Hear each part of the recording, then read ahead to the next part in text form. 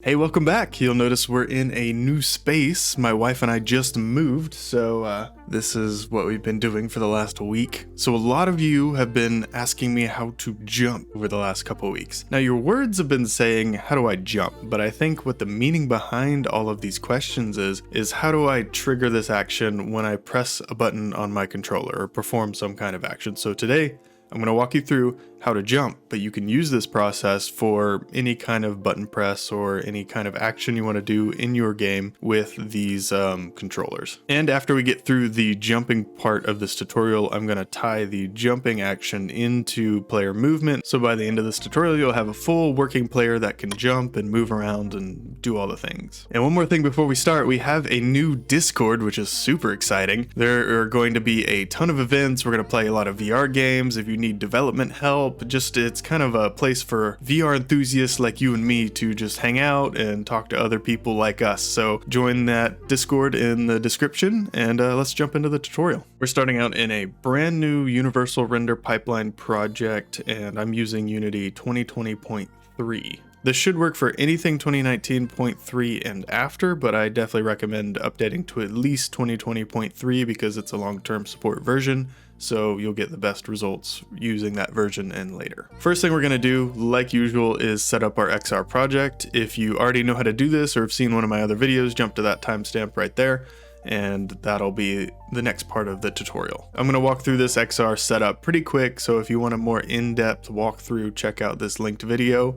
Let's jump into it. First thing we do is go to Edit, Project Settings. We're going to go over to Package Manager and Enable Preview Packages. Then we're going to open Window, Package Manager, flip over to Unity Registry, and we're looking for OpenXR plugin. Install that one. It's going to ask you to restart so it can update your input system settings, and we're going to say yes to that. Now we're going to open back up the package manager and scroll down to the bottom and find XR Interaction Toolkit. We're going to install this, and still inside of this XR Interaction Toolkit package, we're going to expand samples and import default input actions. Now we can exit out of that window. Back in project settings, we're going to go down to XR plugin management and check Open XR. And then click on this exclamation point that'll pop up and click Fix All. That'll leave us with one more thing to do, and that is go into XR features and check whatever controller profile you're using. I'm using the Oculus Rift S for my testing, so I'm going to check the Oculus Touch controller profile. I'm going to exit out of this window and let's find the samples folder and go to XR Interaction Toolkit, whatever version you're at, and then default input actions. This was the sample that we imported, and we're going to go through and add all of these presets. If you click up here at the top, it'll add these to our profile. And then one more setting, we go back up to Edit, Project Settings, and then inside of Preset Manager, we have a new action-based controller preset, and we're going to specify right and left. Now we're going to zoom in here and right click in the hierarchy, go to XR and add a room scale XR rig action based to our scene, reset the transform, and I'm going to drag it over this way.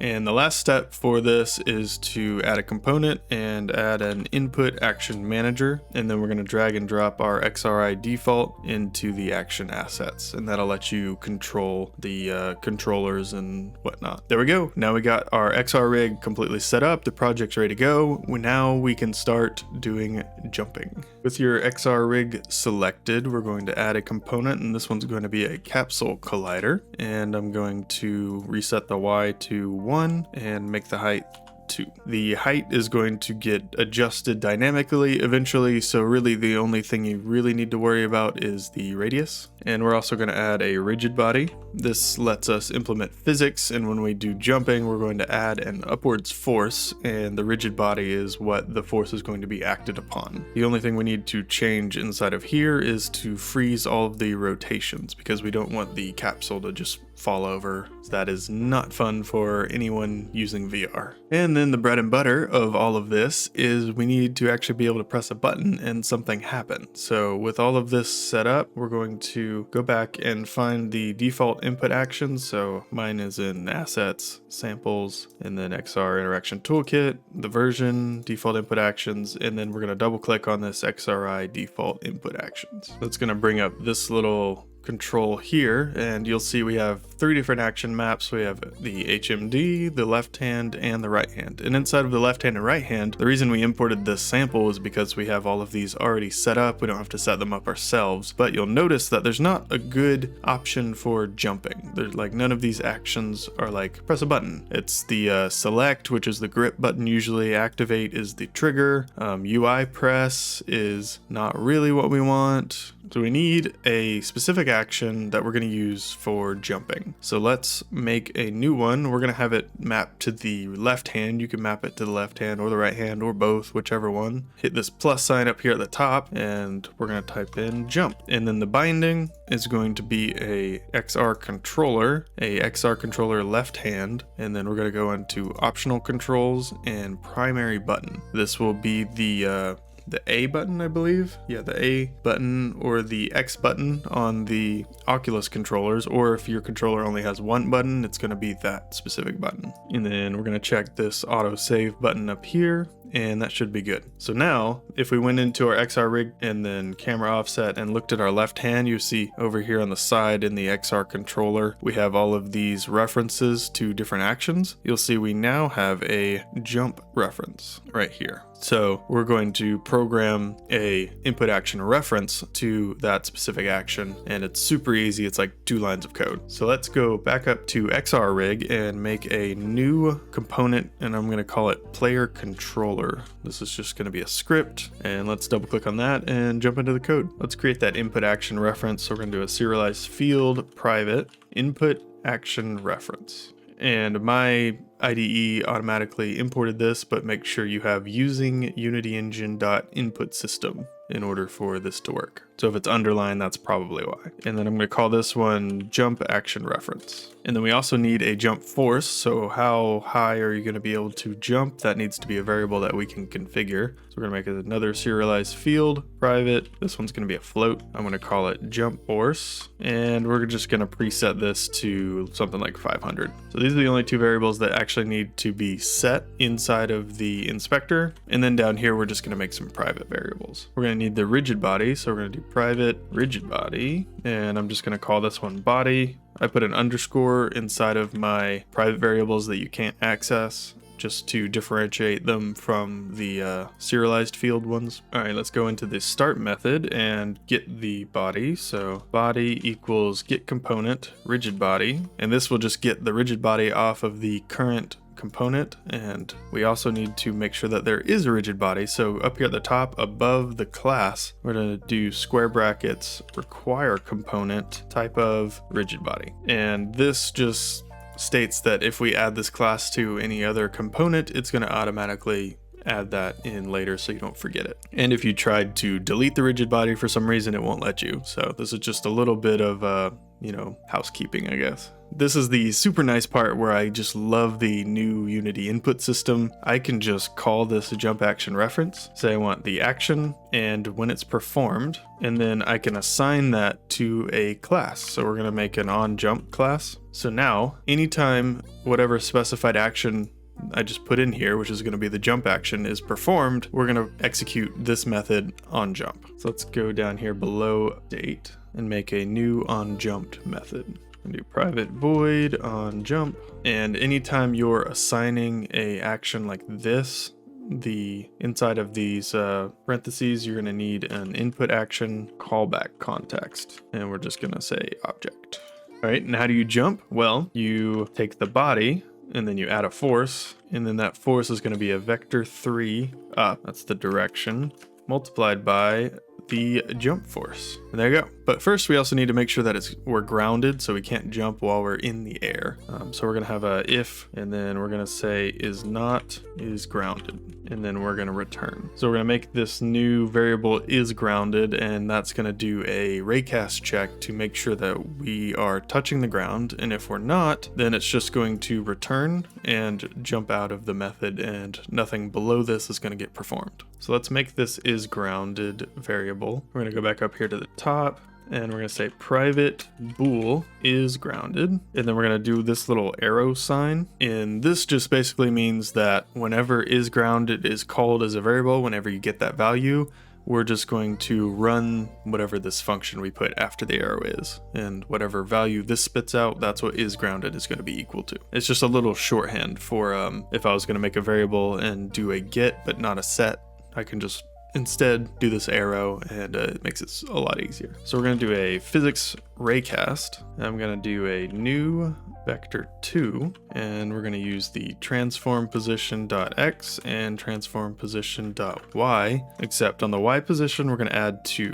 to that, because we want to start the raycast from the player's head pointing down. That way if we're falling and the refresh rate's a little like not so good, just in case our feet go through the ground, our head still knows we are grounded. And then so the direction we said we want to be down, and then the distance of this raycast is also going to be 2 because we're going up 2. So now back down here in the on jump method, is grounded is referring to this method up here. And now we can go back into Unity, let that refresh, and then inside of this player controller script, I'm going to hit this little dot over here, and we're going to find the XRI left hand jump, set that, and then the jump force is set at 500. We can adjust that for how high we want to jump. Obviously adjusting this will make you jump higher or shorter. So let's hit play and see what happens. So I'm going to take my left controller, see my character here, and if I hit the A button, boing,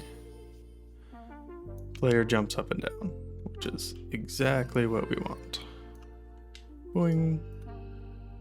And if we decrease this by, say, 100, we'll jump a little less. If we go all the way down to 100, just a little bounce, which is perfect. But you'll notice that we can't move around. None of my other controls work. We're just kind of stuck there. And if I move my character around if I move my head around, the capsule doesn't follow me either. So we're gonna fix that too. I don't want to leave you guys with a half-working project. So inside of the XR rig, we're gonna add a few more things so we can get some movement going. We're gonna add a locomotion system. This is gonna reference the XR rig, so let's drag that in there. And then we're gonna pick a locomotion system. So I'm gonna go down to XR, locomotion, and I'm gonna do the continuous move provider action based. This is going to reference our locomotion system. So I'm gonna drag that in there. And then we want the locomotion to be controlled with the left hand. So we're gonna uncheck the right hand move action. And then one more, we're gonna go to XR, locomotion, and snap turn provider. This is also gonna reference the locomotion system, and we want the right hand to control this. So I'm gonna uncheck the left hand snap turn action. And then from here you can adjust the turn amount and whatnot, and also the move speed from your continuous move provider. And then let's jump back into the code and update the capsule collider so it's always the player's height and where the player is in relation to the room that they're in. So back in the code above the body, we're going to have a private reference to the XR rig, and then we're also going to have a private reference to the capsule collider. And I'm going to name those XR rig and capsule collider with the underscores in front of them. And then down here in the start method, just like we did for the body, we're going to want to get the components for each of these, just like this. And then down here in the update method that we didn't use, we're going to reposition the capsule collider and then also adjust the height. So to do that, we're going to create a variable called center, and this is just going to equal the XR rig dot camera in space position. This will get the current position of the head-mounted camera display, and then we're going to get the collider, say the center. We can't just set it to this new center variable that we made because it'll adjust where our height is as well, and we don't want to adjust our height because if we jump, we don't want our height just manually set to, however tall the player is. So this will end up being a new vector 3, and we're going to use the center X. The Y position, like we said, is going to be the collider center and the Y position of that. And then the Z position is going to be the center Z. So this line will adjust the position, and then we're also going to adjust the height. And all we need to do for that is do collider.height is going to be equal to the xrrig.camera in rig space height. And this uses the camera's natural floor height offset to just reposition the collider. And if you wanted to clamp this, you could do this inside of a mathf.clamp and then set a min height and a max height, just so your player can't, like, you know, crouch all the way down and get into spaces they're not supposed to. But for this purpose, we can just do whatever height they want to. So save it, and we're gonna jump back into Unity. And there's nothing else you should need to do in the inspector, so I'm gonna hit go, and then swap back over to scene view. And then if I click on the XR Rig capsule collider, you can now see that when I move around and go up and down, it kind of adjusts the height a little bit. So I'm gonna walk around the room for a second, you guys can see that. And you'll see it follows my position, and it also follows my height when I move around.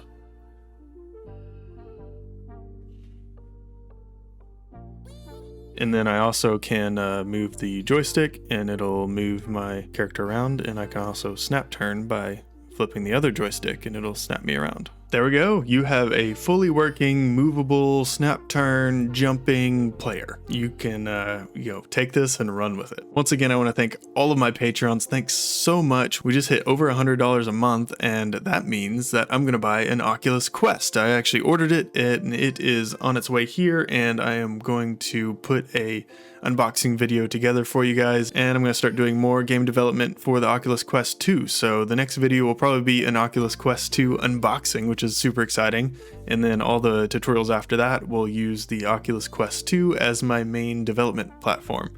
So if you have an Oculus Quest 2, get excited, because that's all the tutorials coming. And then the next tier, once we get to $250 a month, I'm going to create a Unity asset, put it on the asset store for free, and it's going to be an XR starter project that you can just download, and instead of having to go through and set up player movement and a player controller and all those things, you can just use my asset and get started in your XR game. So once we hit $250 a month, I'm going to make that. That'll be super helpful for you guys, I hope. If you are interested in getting this source code, I provide all the code on screen for you guys, but if you're interested in supporting me and want to just download the project and get access to the source code, you can support me on Patreon for $3 a month, and you get access to all of my source code for every single video. And as usual, for free, I reply to every single comment, so if you ever have any debugging issues or something, you can always put a comment down below. And also, we have a Discord now,